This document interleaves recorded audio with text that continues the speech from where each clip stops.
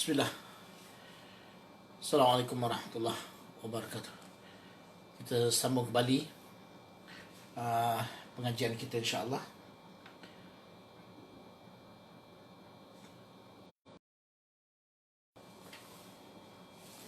Untuk bahagian yang kedua ni, Ana nak sambung lagi berkait dengan tajuk yang baru, iaitu tajuk dia panggil al-maf'ulu min ajlih, atau disebut juga maf'ul li ajlih, al-maf'ulu li ajlih. Baik, ini tajuk barulah. Yang tajuk tadi kita bincang atas tajuk yang minggu lepasnya. Maka sekarang ni kita bincang tajuk untuk minggu ni punya, insya-Allah. Kalau sempat kita masuklah sedikit perbincangan yang lama. Kalau tak sempat, memadai dahulu untuk tajuk yang baru ni. Harap suara saya jelaslah, insya-Allah ya. Baik, tuan-tuan yang dikasihi oleh Allah sekalian. Babul maf'uli min ajlihi.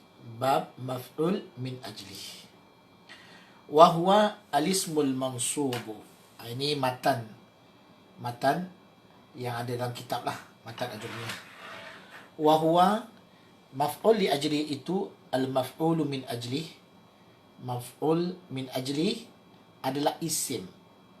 Huwa al-ismul mansubu alladhi yudhkaru bayanan li sababi wuqu'il fi'li. Bayanan li sababi wuqu'il fi'li.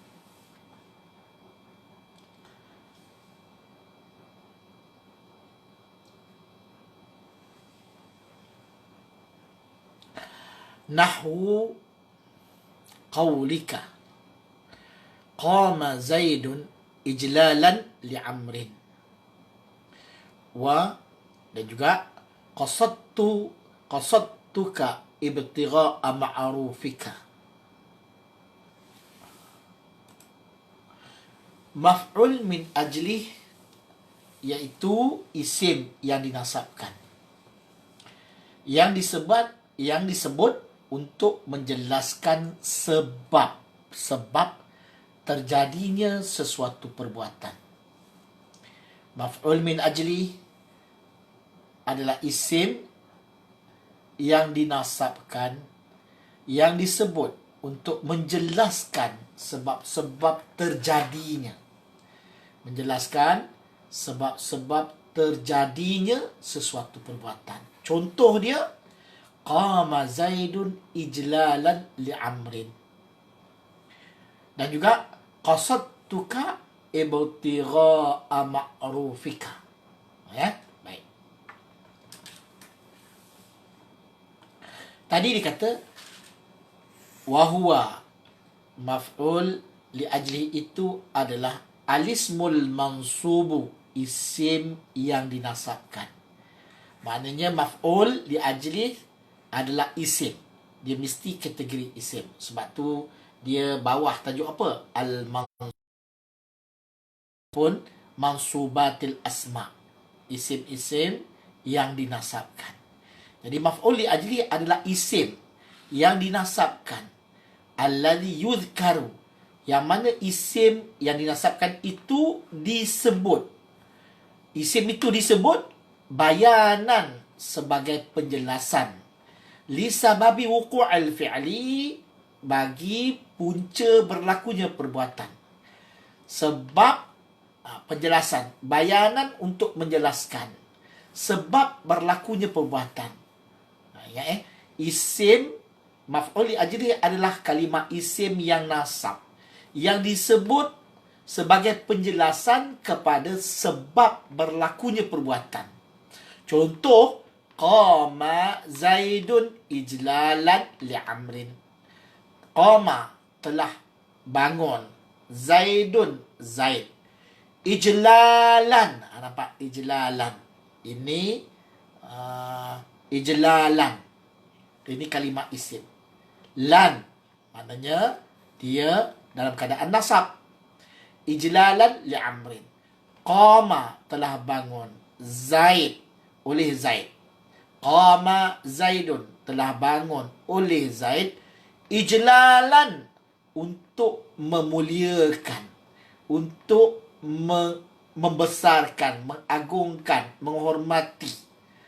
Untuk sebab kalau terjemahan Melayu kita guna untuk. Untuk ini menunjukkan perkataan itu adalah sebab atau punca berlakunya perbuatan tu. Perbuatan ini apa? Dalam ayat ni bangun. Sebab apa bangun? Sebab apa Zaid bangun? Zaid bangun ijlalan, untuk memuliakan Amrin, Amar. Jadi untuk memuliakan, dia adalah merupakan perkataan yang menjelaskan sebab berlakunya perbuatan bangun. Kalau ayat ni, perbuatan ni bangun. Jadi ijlal, perkataan yang menjelaskan sebab, menjelaskan punca berlakunya perbuatan. Jadi sesuatu perkataan yang menjadi penjelasan kepada sebab berlakunya perbuatan, perkataan itu orang panggil apa? Maf'ul li ajli. Maf'ul li ajli, perkataan itu yang menjadi maf'ul li ajli, dia mesti diberikan tanda nasab. Sebab tu kita kata apa? Isim mansub. Baik. Contoh yang kedua adalah qasadtuka ibtigha'a ma'rufika. Qasadtuka, aku pergi mendatangi engkau. Aku pergi menuju bertemu engkau. Qasad tu maknanya saya maksudkan pemergi kepada engkau. Ibtigha'a, dengan tujuan mencari, atau ibtigha'a ma'rufi, dengan tujuan mendapatkan pengenalan terhadap engkau. Maknanya dengan tujuan untuk mengenali engkau dengan lebih lanjut lagi. Qasadtuka, qasada, telah menuju, tu, oleh aku, akan engkau. Maksudnya aku pergi jumpa engkau, aku pergi menuju kepada engkau. Kenapa pergi tu? Sebab apa? Ibtigha'a. Ini dengan maksud, dengan sebab dan tujuan. Aku pergi itu dengan sebab dan tujuan ma'rufika, untuk kenal engkau. Jadi ibtigha'a, kenapa ibtigha'a bukannya ibtigha'i ataupun ibtigha'u? Ibtigha'a ini fathah, dia adalah tanda kepada keadaan nasab. Fathah tanda keadaan nasab. Jadi apa fungsi perkataan ini? Kita letakkan sebagai dalam keadaan nasab. Sebab apa? Sebab dia adalah maf'ul li ajli, atau al-maf'ulu min ajlihi. Juga disebut sebagai al-maf'ulu li ajlihi. Maf'ul li ajli atau min ajlih. Maf'ul untuknya. Dia istilah lah. Aku pergi jumpa engkau dengan maksud dan tujuan untuk mengenali engkau. Baik.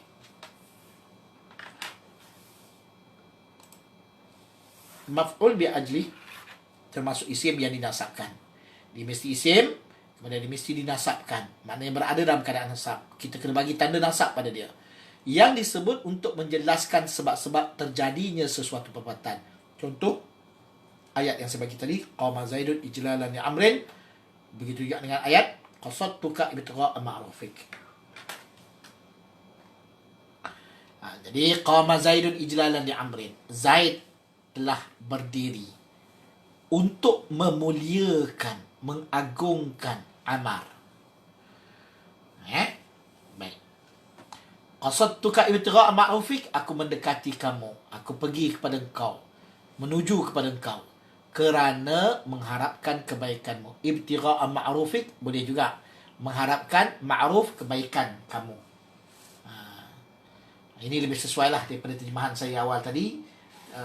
Untuk mengenali engkau, ini ma'ruf maknanya kebaikan. Ibtigha'a untuk mencari kebaikan, maknanya nak dapatkan kebaikan, mengharapkan kebaikan yang ada pada engkau. Baik. Jelas kan? Jadi aku jumpa engkau ni, aku pergi, aku mendekati engkau. Tujuan dia apa? Tujuan untuk mendapatkan, mengharapkan, mencari. Jadi ibtigha' ni mendapatkan, mencari. Untuk mencari. Untuk tu, itulah dia maf'ul li ajli. Ibtigha'a mencari kebaikan engkau, mengharapkan kebaikan engkau. Jadi oleh kerana perkataan ini, ibtigha' ini, dia adalah perkataan yang menjelaskan sebab perbuatan itu berlaku. Perkataan menjelaskan sebab perbuatan itu terjadi. Maka perkataan tersebut dinamakan sebagai maf'ul li ajli. Dan maf'ul li ajli, dia mesti kita berikan, kita letakkan dalam keadaan nasab, di mana kita kena bagi tanda nasab pada dia. Apa tanda nasab dia? Iaitu fathah. Okey. Bab asma, bab berkaitan dengan isim-isim yang nasab. Ni macam saya katalah, kan.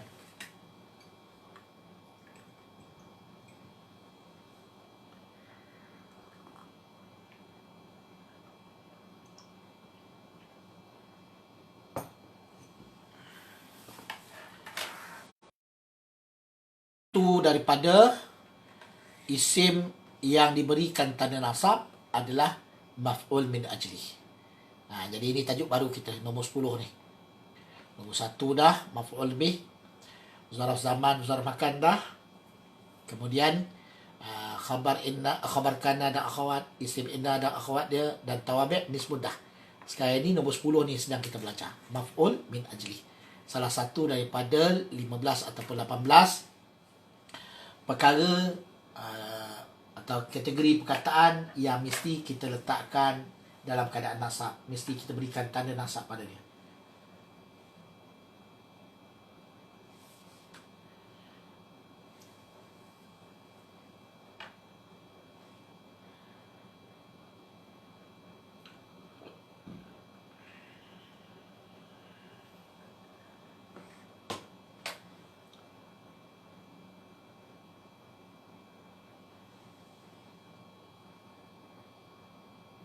Baik.